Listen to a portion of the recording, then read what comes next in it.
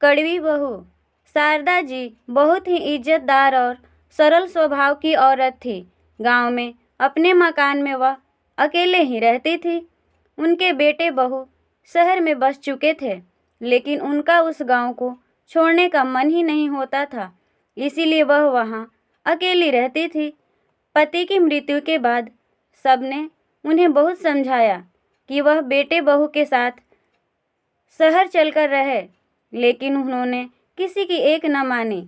गांव में इतने साल रहने के बाद एक अजीब सा रिश्ता जो बन गया था उस गांव से। वह रोज मंदिर जाती थी। रोजाना की तरह एक दिन वह मंदिर जाकर आ रही थी तो संतुलन बिगड़ने की वजह से वह गिर पड़ी। गांव वालों ने उन्हें उठाया, पानी पिलाया और समझाया कि अब इस उम्र में अकेले रहना ठीक नहीं है। शारदा जी के 3 बेटे थे और तीनों ही शहर में बसे हुए थे।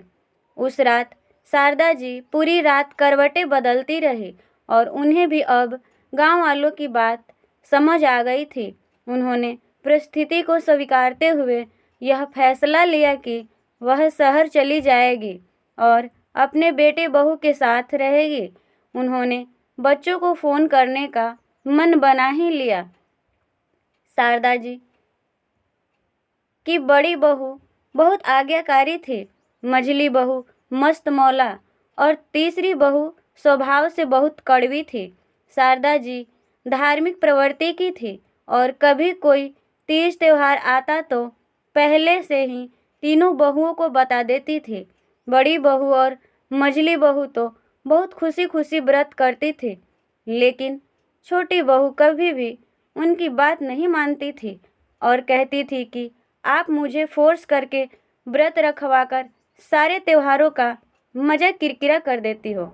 शारदा जी को वह एक आंख नहीं भाती थी और वह उसे हमेशा व्रत जप करने के लिए कहती रहती थी कि शायद इसके भी कुछ पाप धुल जाएं। दोनों की किसी न किसी बात पर रोज बहस हो ही जाती थी। तो एक दिन शारदा जी को बहुत गुस्सा आया और उन्होंने कहा, तू क्या सोचती है कि बुढ़ापे में मैं तेरे आसरा लूँगी? मर जाऊँगी पर तेरे पास कभी नहीं आऊँगी। शारदा जी ने बड़ी आस के साथ सबसे पहला फ़ोन अपनी बड़ी बहू को लगाया और बोली, मैं गिर गई हूँ और आजकल ऐसा कई बार हो गया है, तो मैं सोच रही थी कि तुम्हारे पास आ जाऊं।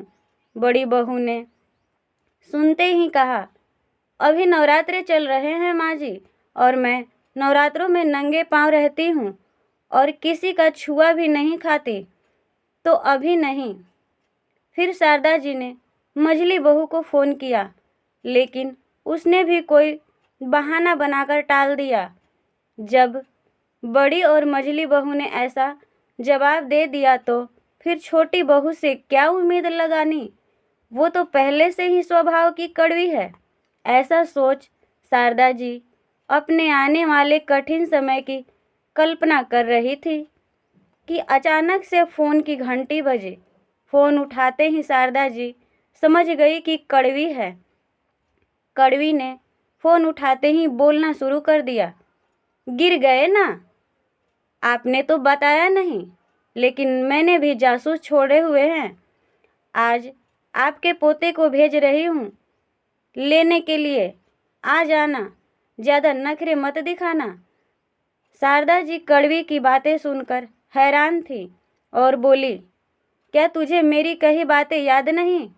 तू भूल गई कि मैंने तुझे कहा था कि मैं मर जाऊंगी पर तेरे पास नहीं आऊंगी?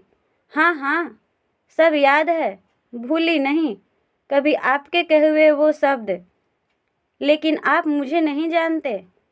मैंने तभी यह व्रत लिया था कि इस बुढ़िया को मरने नहीं देना, और आज से मेरा व्रत शुरू हो गया। आशा करती हूँ कि ये छोटी सी कहानी आप लोग को पसंद आई होगी। कहानी पसंद आई हो तो वीडियो को लाइक करके चैनल को सब्सक्राइब कर लीजिएगा और हमें अपने कमेंट के माध्यम से बताइएगा कि ये कड़वी बहू वाली कहानी आप लोग को कैसी लगी। धन्यवाद।